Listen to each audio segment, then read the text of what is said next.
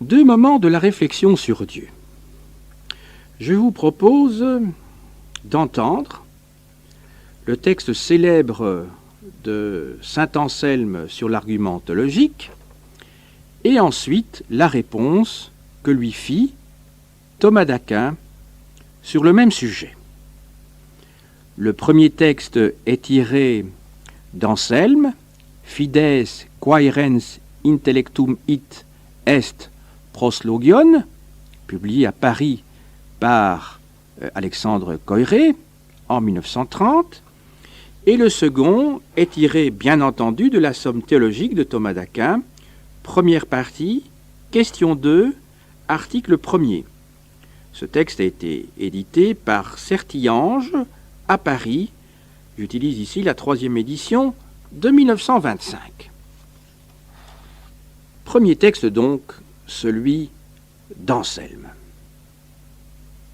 Je donnerai d'abord la traduction française pour faciliter la compréhension du texte latin qui suivra. Chapitre 3. Que l'on ne peut concevoir que Dieu n'est pas. Et il est si véritablement que l'on ne peut pas même concevoir qu'il n'est pas. On peut en effet concevoir qu'il existe quelque chose qu'on ne puisse pas concevoir comme non existant. Cette chose est plus grande que celle que l'on peut concevoir comme non existant.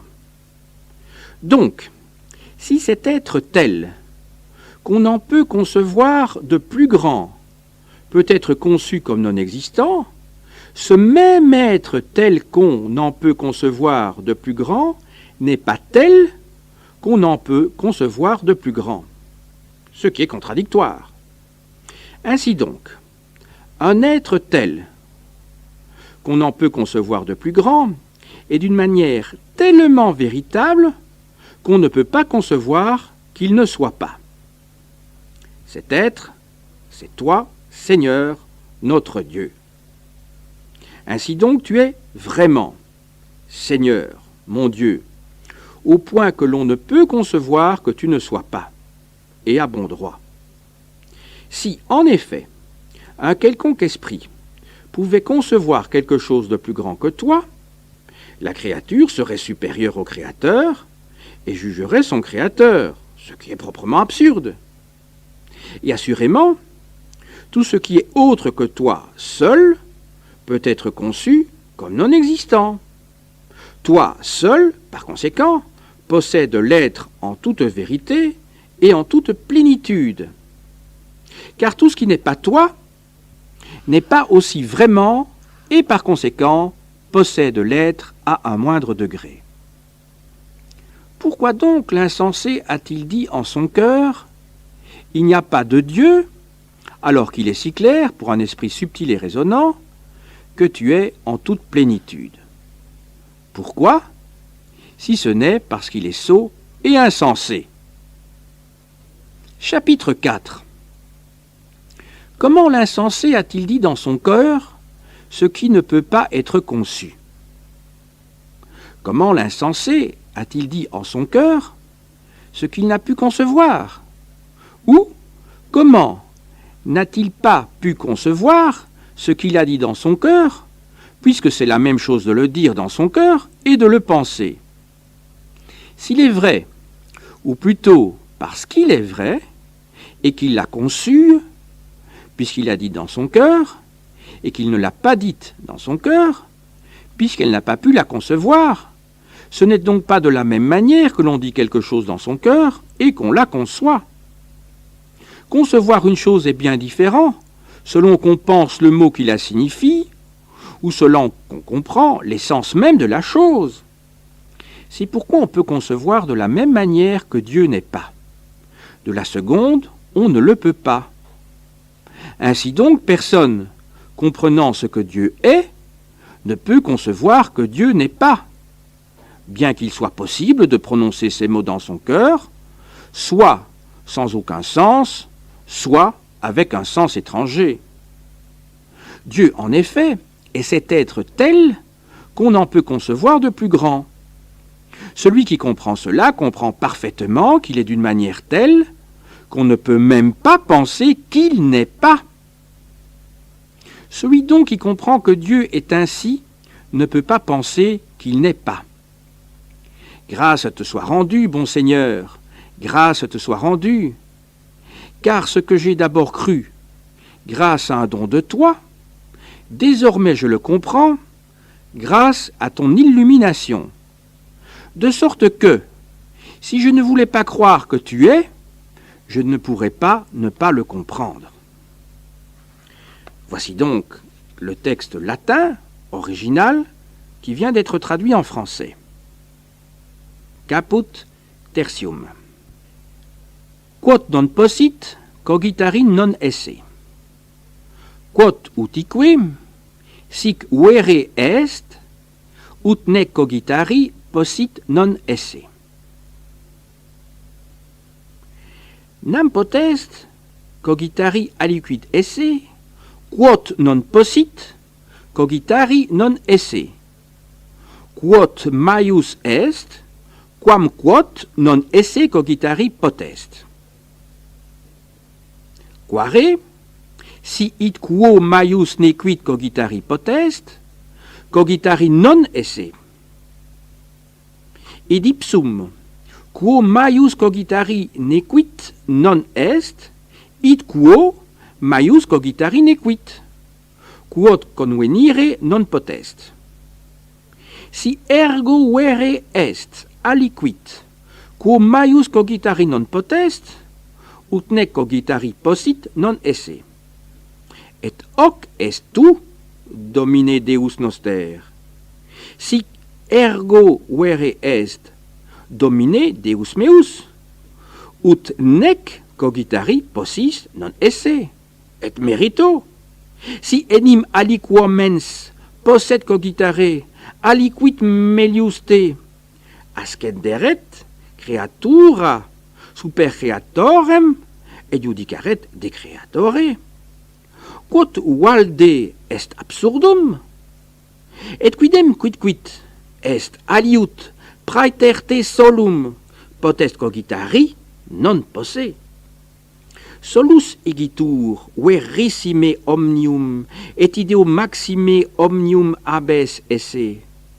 Quia quid aliut est non sic est vere, et id circo minust habet esse. Cur itaque dixit incipiens in corde suo, non est Deus, cum tam in promptu si rationali menti te maxime omnium esse. Cur nisi quias tultus et incipiens.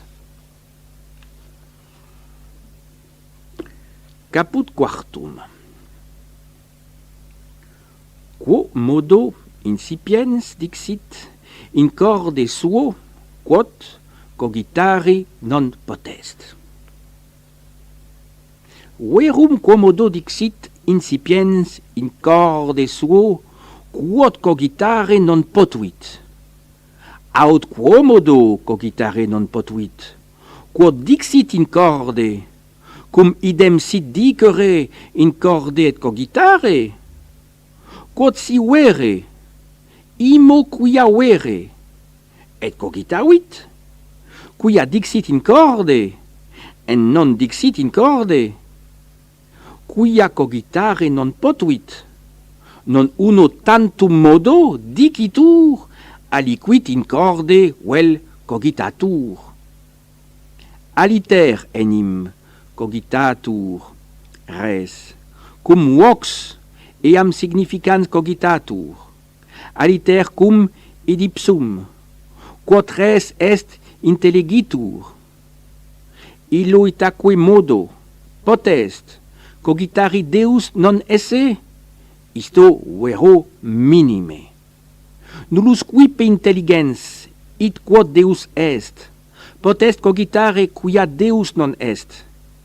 Licet aec verba dicat in corde, aut sine ulla, aut cum aliqua extranea significatione.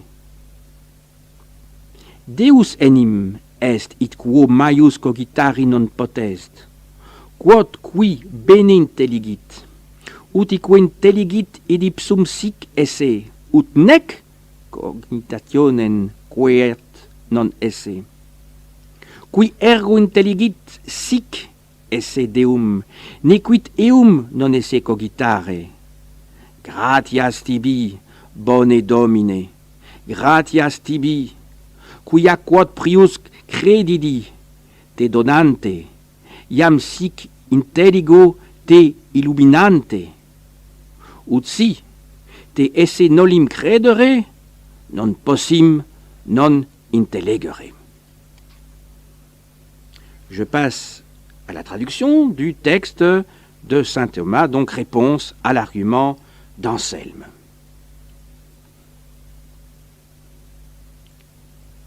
Question 2. De Dieu, Dieu est-il? Article 1er. L'existence de Dieu est-elle évidente par elle-même? Difficulté. 1.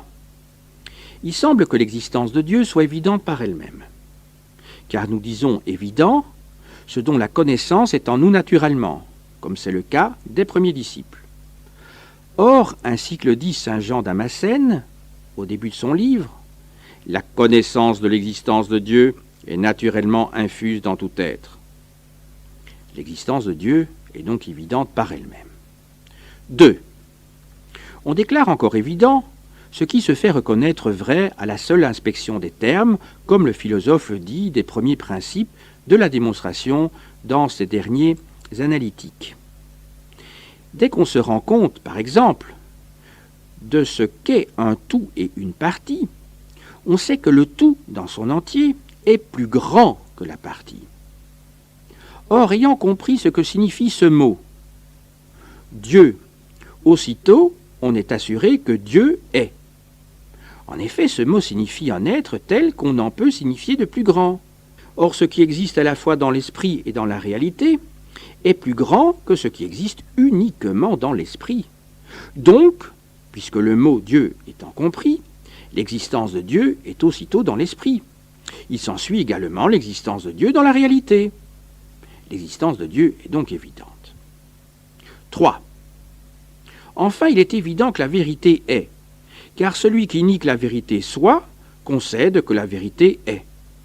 Si en effet la vérité n'est pas, ceci du moins est vrai que la vérité n'est pas. Dès lors, quelque chose étant reconnu vrai, la vérité existe. Or Dieu est la vérité même, selon ce qu'on lit dans saint Jean. Je suis la voie, la vérité et la vie. Donc l'existence de Dieu est évidente. Cependant, personne ne peut penser le contraire d'une évidence, comme le fait voir le philosophe en ce qui concerne les premiers principes de la démonstration. Or, on peut penser le contraire de cette proposition. Dieu est, puisque, d'après le psaume, l'insensé a dit dans son cœur, « Il n'y a pas de Dieu ». Donc cette proposition n'est pas évidente. Conclusion. Une chose peut être évidente de deux façons, soit en elle-même, mais non pas pour nous, soit à la fois en elle-même et pour nous. En effet, une proposition est évidente du fait que le prédicat y est inclus dans l'idée du sujet, comme lorsqu'on dit « l'homme est un animal », car l'animalité fait partie de la notion même de l'homme. Si donc il est à la connaissance de tous que le prédicat soit tel et que le sujet aussi soit tel, la proposition qui les assemble sera pour tous évidente. C'est ce qui a lieu pour les premiers principes de la démonstration, dont les termes communs à tout ce qu'on nomme ne peuvent être ignorés de personne, comme être et non-être, tout est parti, ou autre semblable. Mais s'il arrive que quelqu'un ignore la nature du prédicat et celle du sujet, la proposition prise en elle-même n'en sera pas moins évidente, mais elle ne le sera plus pour ceux qui ignorent ainsi le sujet et le prédicat de la proposition.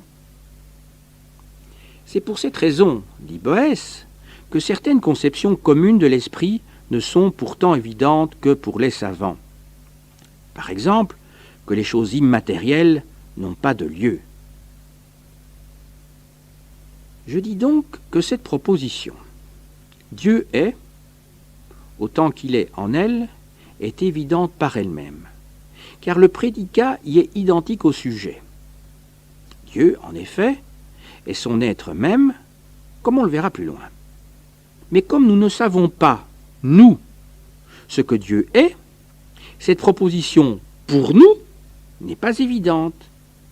Elle a besoin d'être démontrée par ce qui est mieux connu de nous, quoique moins évident de sa nature, à savoir par les effets de Dieu.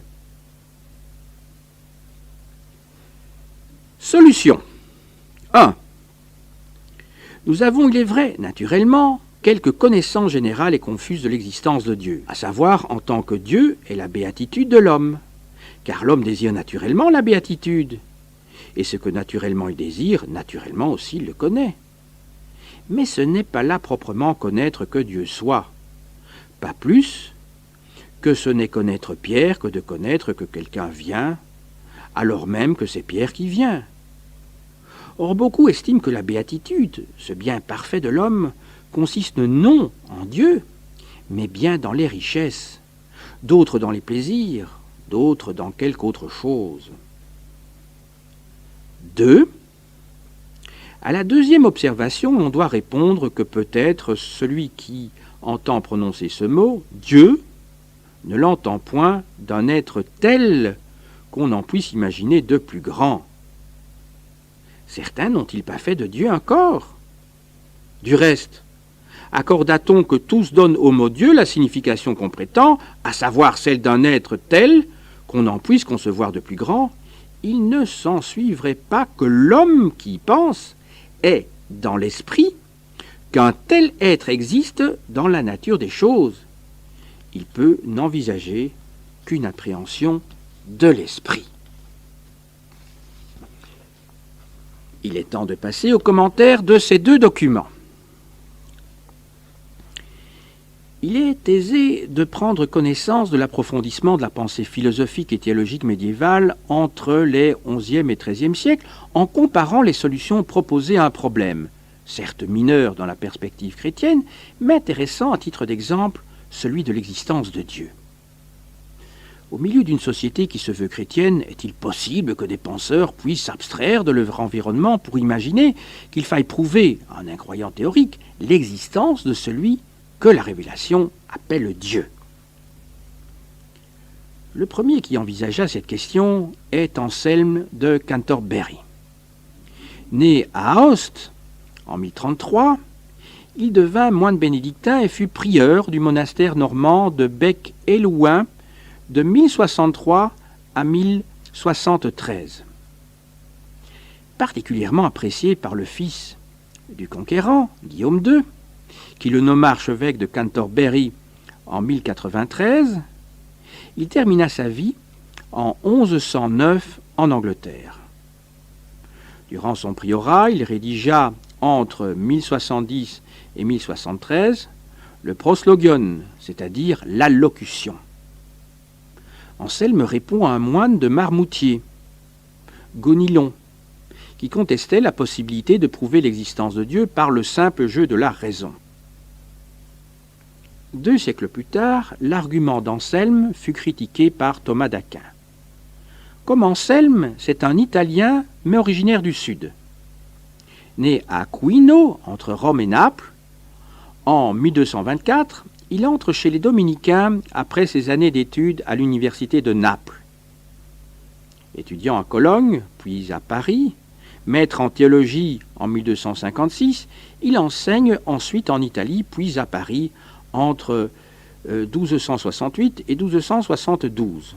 C'est durant ces années qu'il rédige la Somme théologique, synthèse de son œuvre. Il meurt à Fossa Nova, non loin de Rome, en 1274. Il s'était rendu compte que les deux formes d'enseignement universitaire, l'explication de texte et la question disputée, ne suffisaient plus à la grande requête de la pédagogie, une présentation organique du savoir. C'est pourquoi il écrivit, en dehors de son enseignement, la Somme, exposé concis de l'objet de la théologie, adapté au niveau de la culture des étudiants de son temps, avec un plan qui révèle les liens internes de cette science religieuse. La première partie, dont est tiré notre texte, étudie Dieu en tant que principe. La deuxième, Dieu en tant que but à atteindre par l'homme. Et la troisième, les conditions concrètes du retour de l'homme vers Dieu. Il faut remarquer que, chez les deux auteurs, l'attitude intellectuelle est la même. C'est celle d'Augustin qui déclarait qu'il fallait croire afin de comprendre et comprendre afin de croire. La foi est toujours le point de départ de la réflexion. C'est le deuxième titre d'ailleurs du proslogion. Fides quaerens intellectum. La foi cherchant l'intelligence. Cependant, si cette attitude est commune à nos deux auteurs, la démarche de la pensée est inverse chez chacun d'entre eux. Anselme part ici d'une croyance évidente, pensée par un homme pour remonter vers la vérité absolue. En revanche, Thomas, dans sa réponse, part de la vérité absolue pour vérifier si la croyance évidente coïncide ou non avec la vérité absolue. On peut proposer l'analyse suivante des deux textes. Premièrement, il est impossible de penser que Dieu n'est pas. L'existence, en effet, est un élément de la perfection et son couronnement. Or, Dieu est conçu comme ayant la plénitude de la perfection. Donc, Dieu existe. L'insensé qui nie l'existence de Dieu peut la nier verbalement, mais s'il comprend ce qu'est Dieu, il ne peut pas penser qu'il n'est pas. Deuxièmement, l'existence de Dieu est évidente et pourtant certains la nient. Cela vient de ce qu'une chose peut être évidente en elle-même sans l'être pour nous. Même si l'on accepte Dieu comme un être plus grand que tout ce que l'on peut concevoir, cela peut très bien n'être qu'une opération intellectuelle. Prétendre faire un commentaire sur le fond de ces deux textes ne serait pas du ressort de l'historien qui ne s'occupe ici que de l'histoire de la pensée philosophique et théologique. Cependant, il est bon, pour supprimer tout hermétisme, de donner quelques définitions de vocabulaire. Le premier mot à définir est le mot « être ». Quand on fait abstraction de tout ce qui caractérise les êtres, c'est-à-dire qu'on ne tient plus compte ni de leurs qualités individuelles, physiques et sensibles, ni des différences de nature entre les êtres, on aboutit à un caractère commun de base, le plus déterminé qui soit, et qu'on appelle l'être. C'est la détermination première sans laquelle aucune autre n'est. Pour les philosophes médiévaux, il est indéfinissable car logiquement, toute définition l'inclut, et c'est le premier concept qui suppose tous les autres. Vient ensuite l'essence. C'est ce par quoi un être est ce qu'il est et non pas autre chose. L'existence, enfin, est tout simplement le fait pour un être d'exister. Mais dans ces deux textes, il y a deux types d'êtres. Le premier est l'être contingent, c'est-à-dire ici la créature humaine qui tient son existence de Dieu. Le deuxième être est l'être en soi, l'être absolu en qui essence et existence ne se distinguent pas. Ce deuxième être est Dieu, défini d'ailleurs par Thomas comme l'être par lui-même existant. Parmi les principales lois de l'être, il y a le principe de non-contradiction. Une chose ne peut à la fois être et ne pas être, appliqué ici en deux endroits. Parmi les aspects de l'être, il y a la vérité. Celle-ci n'est pas la conformité de notre jugement réel, ce qui est la définition philosophique, mais la conformité de toute chose au type idéal de leur essence, selon qu'il est en Dieu, puisqu'il est la vérité. C'est la définition théologique. Restent enfin quelques autres mots moins importants, sujet et prédicat. Le premier est ce dont on nie ou affirme quelque chose. Le prédicat est tout simplement l'attribut du sujet, ce qui permet de mieux qualifier et identifier un sujet. Le tout et la partie qualifient par exemple une substance, la partie ne tirant son existence que du tout avec lequel elle est en relation. Le tout est donc toujours plus grand que sa partie. Ces principes premiers acquis, passons au développement de l'argument et à sa réfutation. L'argument de Anselme, dit ontologique, du participe présent grec ontos, du verbe être, repose sur une évidence. Tout le monde croit que Dieu est un être plus grand que ce que l'on peut concevoir. L'insensé, lui, croit que Dieu n'est pas. La première affirmation est un tout supérieur à la deuxième, car elle concerne l'existence de Dieu à la fois dans la réalité et dans l'esprit, tandis que la deuxième affirmation concerne seulement l'esprit de celui qui l'a dit. La première affirmation est supérieure à la seconde, et d'ailleurs, les deux sont contradictoires. Donc la connaissance même de l'idée de Dieu, donnée par Dieu aux hommes, dit plus haut Anselme, prouve et fait connaître Dieu. Thomas démontre cet argument avec encore plus de clarté dans son texte. Au nom de quoi le repousse-t-il ? Pourquoi l'existence de Dieu n'est-elle pas évidente par elle-même ? Pour la simple raison que, même mis en présence de cet argument, l'insensé continue à dire en son cœur « Il n'y a pas de Dieu ». Ensuite, parce qu'il y a deux types d'évidence. L'évidence en soi, œuvre de l'abstraction philosophique, et l'évidence pour nous, créatures aux possibilités de connaissances limitées. Anselme prend pour une évidence en soi ce qui n'est qu'une évidence pour nous. Car le simple fait de connaître l'idée de Dieu n'entraîne pas nécessairement, comme il le suppose, l'affirmation de l'existence de Dieu. Elle peut très bien rester dans l'intelligence à titre d'opération de l'esprit. Enfin, pour Thomas, Anselme est victime d'une habitude devenue plus forte que sa nature. Sous prétexte que depuis leur enfance les hommes de sa civilisation ont reçu l'idée de Dieu, cette idée doit s'imposer à tous par son évidence. En fait, cette opinion évidente est une opinion reçue. L'argument suppose que l'adversaire a déjà reçu l'idée qu'il y a un être tel qu'on ne puisse en concevoir de plus grand. L'argument arrive donc à un moment où l'adversaire est déjà en partie convaincu. Que propose alors Thomas à la place de cet argument ? Puisque l'idée de Dieu n'est qu'une évidence pour nous, et qu'elle ne fait pas déboucher sur la nature de Dieu, évidence en soi, il faut donc démontrer ce qu'est Dieu. On ne peut y arriver que par l'étude des effets de Dieu, c'est-à-dire par l'étude de la causalité. De même que l'on peut déduire des traces de pas sur le sable qu'il y a un homme qui les a laissées, de même, par les traces de Dieu dans la création, on peut approcher de la connaissance de Dieu. On voit par conséquent combien la pensée de Thomas, plus déliée, plus claire et plus libre de l'environnement de son époque que celle d'Anselme, qui n'est pas sans pesanteur dans le progrès du raisonnement, va plus loin.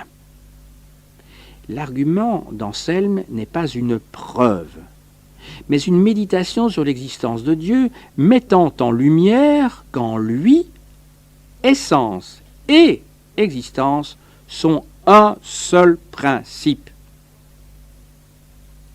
La réponse de Thomas, très scientifique et aristotélicienne, repose sur l'étude de la causalité efficiente. Elle est purement rationnelle, au contraire de celle d'Anselme,